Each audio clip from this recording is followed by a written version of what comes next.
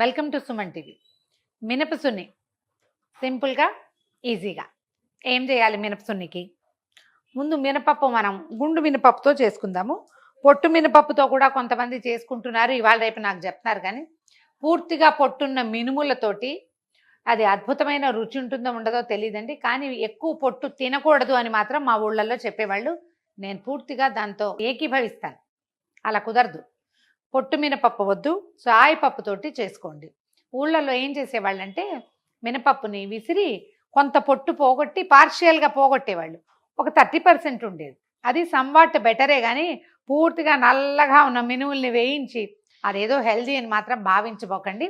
అంత కాదు. బహుశా గుండు మినుములు కనుక తీసుకుంటే మనం ఏం చేయాలంటే వీటిని ఒకసారి, వీటిలలో ఒక రకమైన పొడి ఉంటుందండి, అది ఫుడ్లోకి వెళ్ళిపోతుంది. మనం కడగం కదా, డైరెక్ట్గా వేయిస్తాం. ఒక చిన్న టవల్ని, నాప్కిన్ని శుభ్రంగా తడిపి పిండేసేయండి. పూర్తిగా దులిపేస్తే తడి వదిలిపోతుంది. అందులో ఒకసారి మినపప్పు పోసి బాగా తుడిచేస్తే ఆ పైన ఉన్న పొడి అంతా పోతుంది. తర్వాత కాసేపు ఎండలో పెట్టండి. ఆ తర్వాత వేయించుకుందాం.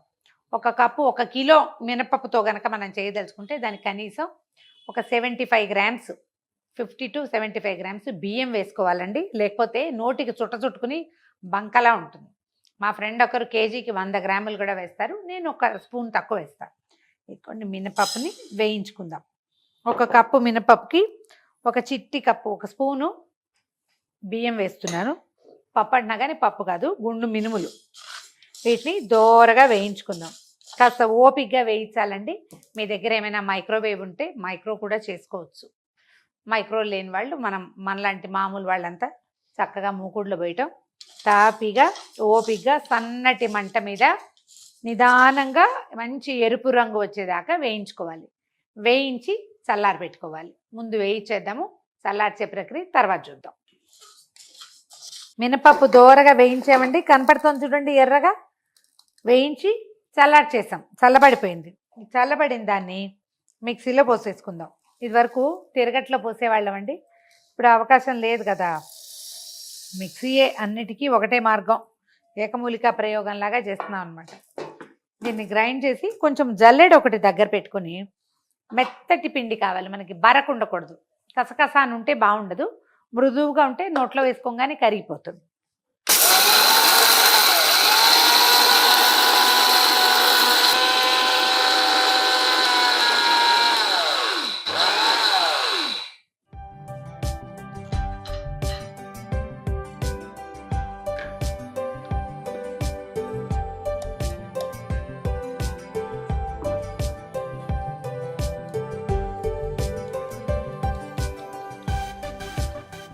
చూడండి, ఇదిగో ఇలా మెత్తగా ఉంది కదా, ఇలా తీసుకోవాలి. ఈ పిండి జల్లెడు ఉంటేనే మనకి బాగా వస్తుంది.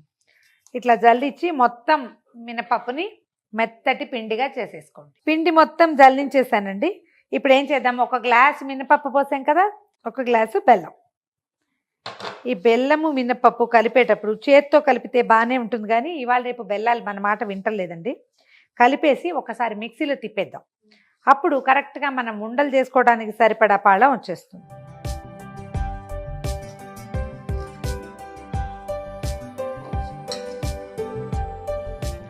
ఈ మినపప్పు వేయించి అందులో పంచదార కలిపి తిరగట్లో పోసి విసిరేసేవారు. నేను హాస్టల్లో ఉన్నప్పుడు కంఫర్టబుల్గా ఉంటుందని ఆ పిండి పట్టుకెళ్ళిపోయి ఎప్పుడు కాలినప్పుడు నెయ్యి కాచుకొని పోసుకుని లడ్డూలు చుట్టేసుకునేదాన్ని. పంచదార మినపసున్ని కూడా చాలా బాగుంటుందండి, ప్రయాణాల్లో మంచి వీలుగా ఉంటుంది కూడా. అలా చేసి ఇచ్చేవారు, పంచదార పోసేసి విసిరేసేవారు అనమాట. ఎందుకన్నా మా బందర్ లాంటి ఊళ్ళల్లో సముద్ర తీరాలు కదా, బెల్లం ఒక రకమైన పులుసు వాసన వస్తుంది, తొందరగా పులిసిపోయేది. అందుకని పంచదార ప్లాన్ వేసేవాళ్ళం అనమాట. ఇప్పుడు నేను ఎక్కువగా బెల్లమే చేస్తాను, తాటి బెల్లం కూడా చేస్తుంటాను అప్పుడప్పుడు. మనం బెల్లంతో చేసుకోవచ్చు, తాటి బెల్లంతో చేసుకోవచ్చు, సగం బెల్లం సగం పంచదార కూడా చేయొచ్చు. ఒక్కసారి తిప్పేద్దాము. చేయంత ఈ పని చేసినప్పుడు ఇలాగే ఉంటుందండి. This is quite natural.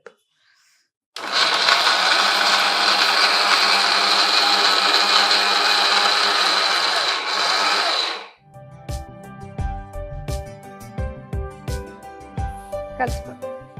చూడండి ఎంత కరెక్ట్ కలర్ వచ్చిందో. మనం చేత్తో కలిపితే బెల్లాన్ని ఇలా కలపలేం, ఇదే మనకి వీలు. ఇప్పుడు ఒకసారి ఈ మెస్ అంతా క్లీన్ చేసి మినపసున్ని ఉండలు ఎలా కట్టుకోవాలో చూద్దాం. మినపిండి బెల్లము కలిపి గ్రైండ్ చేసేసుకున్నాం కదా, దీన్ని ఇలాగే నిలవ పెట్టుకోవచ్చు అండి. కొద్ది రోజులు అట్టి పెట్టుకోవచ్చు. ఓ వారం రోజులు ఉంచుకుని మళ్ళీ కావాల్సినప్పుడు మనం ఉండలు ఒక 5, 6 ఉండలు వేడి వేడి నెయ్యి పోసి కలిపేసుకోవచ్చు. నేను ఇలా బెల్లం కలిపింది కూడా చేసి పెట్టుకుంటా. పొట్టిగా మినపిండి పెడతాను, బెల్లం కలిపింది కూడా అంత అవసరం లేదనుకోండి. ఎప్పుడు కావాలంటే అప్పుడు ప్రయాణానికో, ఎవరైనా ఫ్రెండ్స్ వచ్చేటప్పుడు, మనమే ఎక్కడికైనా వెళ్ళదలుచుకుంటాను, ఎవరింటికైనా వెళ్ళేటప్పుడు చేసి పట్టుకెళ్ళటానికి కంఫర్టబుల్గా ఉంటాయి. ఎక్కువ రోజులు కాదు, బెల్లం కలిపితే ఒక 5, 6 రోజుల్లో కలిపేసుకోవాలి. ఈ నెయ్యి స్టవ్ మీద పెట్టుకుని నెయ్యి కరిగి కాగాలి కొంచెం. ఇందులో పోయంగానే ఇది బుస్సు అనాలన్నమాట. ఆ బుడగలు వస్తేనే రుచిగా ఉంటుంది, వాసన బాగుంటుంది.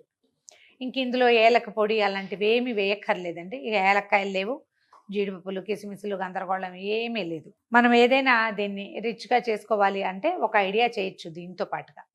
మొన్న ఒకసారి చేశాను, అయితే నాకు నచ్చింది కానీ పెద్ద పీపుల్ అప్లాజ్ లభించాల. ఇంకొకటి 2 సార్లు చేసి 5, 6 చూపించి వాళ్ళందరూ బాగుందంటే మీకు చూపిస్తాను.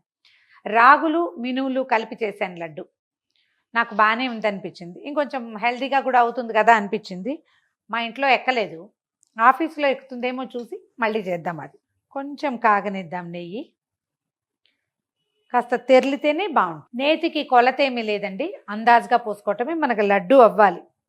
మంచి కమ్మని నెయ్యి, ఇంట్లో కాచే నెయ్యి ఉన్నప్పుడే ఈ మినపసున్ని పెట్టుకోండి, అప్పుడు బాగుంటుంది. ఇది నిలవ నెయ్యి లేదా కొన్న నెయ్యితోటి అంత రుచిగా కుదరదు. చూద్దాం.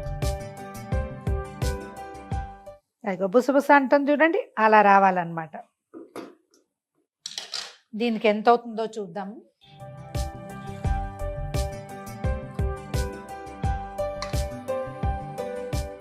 సరిపడా చేసేసుకుని కావాలంటే నెయ్యి మళ్ళీ వెచ్చబెట్టుకుని పోసుకోవాలి.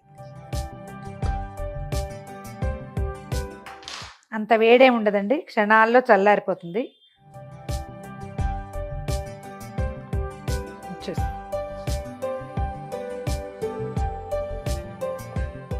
ఒక గ్లాస్ పప్పే కదా మనం వేయించింది, ఇదే చాలు. కొంచెం నున్నగా ఉండలు చుట్టేసేయండి. నేను ఎప్పుడు కొంచెం చిన్న ఉండలే చేస్తానండి.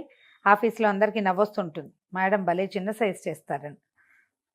కొంచెం ఎక్కువ మందికి పెట్టచ్చు కదా అనిపిస్తుంది.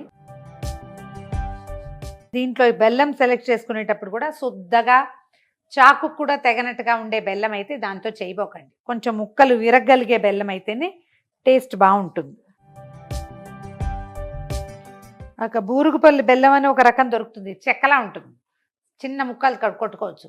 దాంతో చేస్తే ఎందుకో నాకు ఒక ఇసుక ఫీలింగ్ వచ్చిందండి, అంత నచ్చలేదు. అందుకని మళ్ళీ అది మానేసి కొంచెం గడ్డగా ఉండే రకంవే సెలెక్ట్ చేసుకుంటున్నాం అనమాట.